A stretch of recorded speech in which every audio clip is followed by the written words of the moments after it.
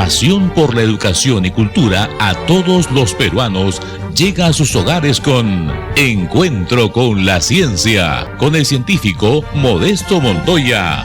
Bienvenidos a Encuentro con la Ciencia. Gracias amigos por estar con nosotros en un nuevo Encuentro con la Ciencia.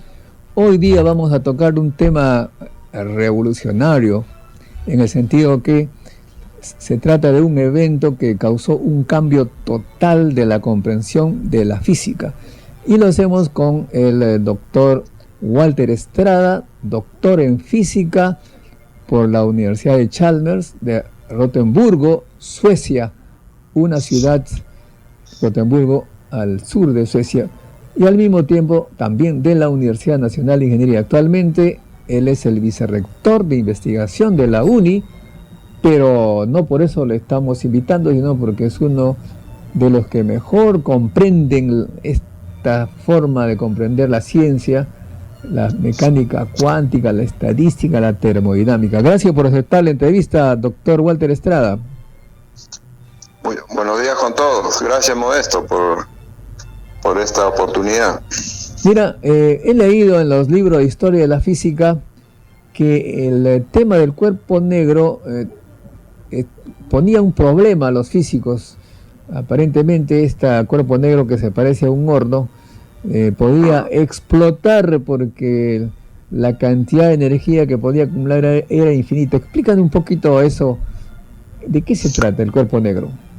Sí, bueno, en principio, como sabemos, el cuerpo negro es un cuerpo ideal donde la capacidad que tiene de absorber la energía es la misma de la capacidad que tiene para emitir energía. Usted sabe, cuando un cuerpo está caliente y a medida que sube la temperatura, emite energía, y se vio pues que esa energía emitida iba cambiando de frecuencia. Esa luz o esa radiación que emitía cambiaba de frecuencia de acuerdo a la temperatura de ese material. Bueno, eso ya se sabía, y ustedes también todos nos hemos dado cuenta.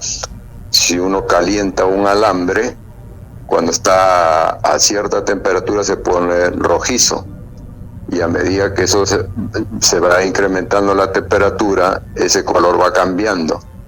Y por eso es que se hacen los focos incandescentes. Cuando ya está a muy alta temperatura, ya el color ya no es rojo, sino es amarillento, ¿no? Y así, eso significa de que a medida que varía la temperatura, también está variando la frecuencia o la longitud de onda de esa radiación que va botando, ¿no? Bueno, eso ya se sabía y ya se tenía un modelo teórico en aquella época en donde se suponía que esa radiación emitida era continua. Entonces, se aplicaba lo que ya se conocía en esa época, la llamada distribución de Boltzmann, que estadísticamente predecía cómo era la variación de esa intensidad de la radiación de acuerdo a la frecuencia. Sabemos que la frecuencia es inversa a la longitud de onda. Entonces, cuando la longitud de onda era grande o para frecuencias pequeñas, la coincidencia de las medidas experimentales de la intensidad de esa radiación con esa longitud de onda coincidía con la teoría y el experimento. Más o menos tenían una caída exponencial. Pero a medida que bajaba la longitud de onda o aumentaba la frecuencia, ya discrepaban. Mientras la parte experimental predecía una campana, o sea, subía hasta un máximo y luego decaía a medida que crecía la frecuencia, la teoría que se conocía en esos momentos daba un resultado adverso. Seguía incrementando la intensidad. Entonces, eso era algo que no se veía en el experimento, pero que la teoría lo predecía. ¿Por qué? Porque consideraban de que la radiación tenía una variación continua. Entonces, había esa gran discrepancia y los físicos de la época no la podían explicar. No se entendía por qué ocurría eso.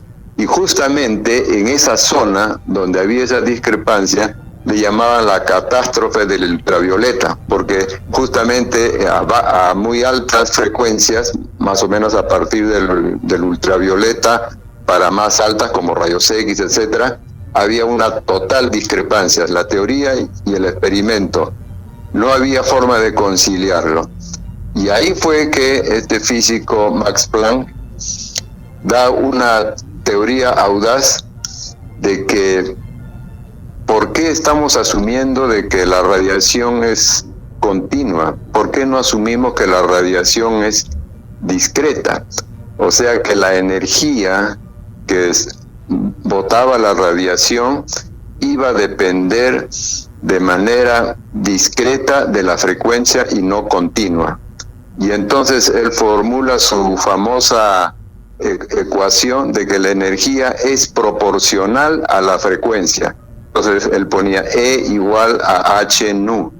Esa H, que ahora ya se conoce con el nombre de la constante de Planck, entonces cuando él pone en su ecuación y calza exactamente con lo que se veía en el experimento.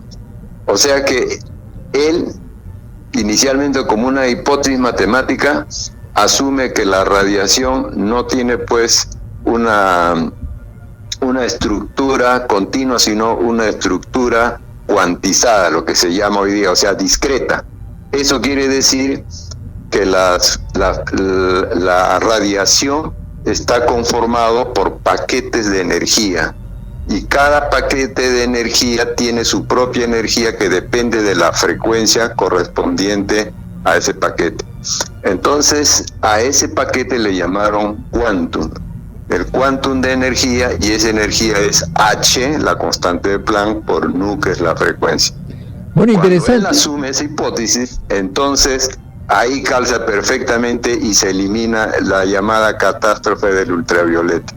Y de ahí nacen las ideas cuánticas, ¿no? Y de ahí fueron progresando y profundizando, que quizás esta radiación, porque en algunos experimentos sí se comportaba como una cosa continua y en otras como una distribución discreta, entonces la radiación empieza a tener esta naturaleza dual que actualmente se acepta, ¿no? Ahora bien, pero el tema es que, sí, un poquito quedándonos en la historia de Planck, parece que Max Planck encontró, como tú señalas, una fórmula matemática que explicaba los resultados experimentales, que es más o menos lo que hace la física, pues encuentra fórmulas matemáticas, explican un poco. Sin embargo, parece que él no creía en la interpretación de su fórmula. Se encontró una fórmula, pero no estaba convencido para nada. Incluso dicen que estaba avergonzado de su fórmula, porque él presentó la ecuación en 1900 y durante 5 años nadie la citaba, ni siquiera él, ¿no?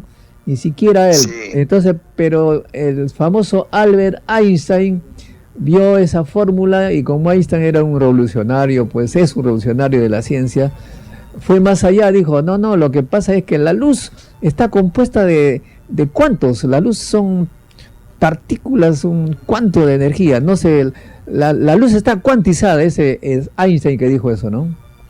Sí, efectivamente, lo que tú dices tiene razón, porque cuando plantea Planck esta hipótesis, como tú dices, él mismo era incrédulo, o sea, funcionó bien matemáticamente e hizo coincidir lo que se predecía en forma experimental con la teoría, pero no tenía claridad él en la parte conceptual y estaba escéptico de su propia formulación. A pesar de que le funcionó, lo explicó, pero no tenía una claridad sobre la naturaleza misma de la radiación.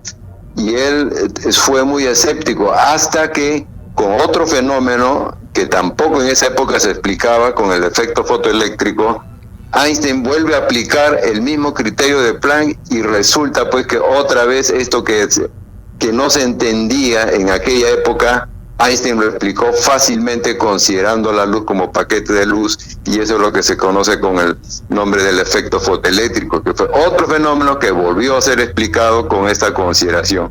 Y Einstein sí ya da el paso conceptual de la creación de los fotones y el quantum de energía, ¿no? Entonces ahí poco a poco ya se va formalizando. Después aparece el otro efecto, el llamado efecto Compton, que otra vez se explica considerando la luz que tiene una naturaleza corpuscular, porque siempre ha habido este dilema de la naturaleza ondulatoria y la naturaleza corpuscular de la luz. Ahora bien, empiezan los primeros pasos para la creación, luego entre los años 30 más o menos, ya a elaborar una teoría ya más elaborada como la mecánica cuántica, ¿no? A través de estas ideas primigenias que dieron origen al concepto del quantum de energía. Muy bien, muchísimas gracias, estimado doctor Walter Estrada. Hemos explicado, bueno, el doctor Estrada ha explicado el origen de la mecánica cuántica con el señor Planck, que explicó el cuerpo negro, que teóricamente con las teorías anteriores podía colapsar por gran cantidad de energía. Explicó, pues entonces, como él dice, diciendo que la luz está cuantizada dentro, la radiación está cuantizada dentro del cuerpo negro, y luego Einstein que dice, no, la luz es cuantizada, ella misma. Seguiremos en esta serie de entrevistas para comprender la gran revolución cuántica, que es lo que nos explica todo lo que observamos en el mundo microscópico. Gracias, doctor Walter Estrada, por esta entrevista. Gracias, Modesto, muchas gracias y saludos a todos. Regresamos en un minuto.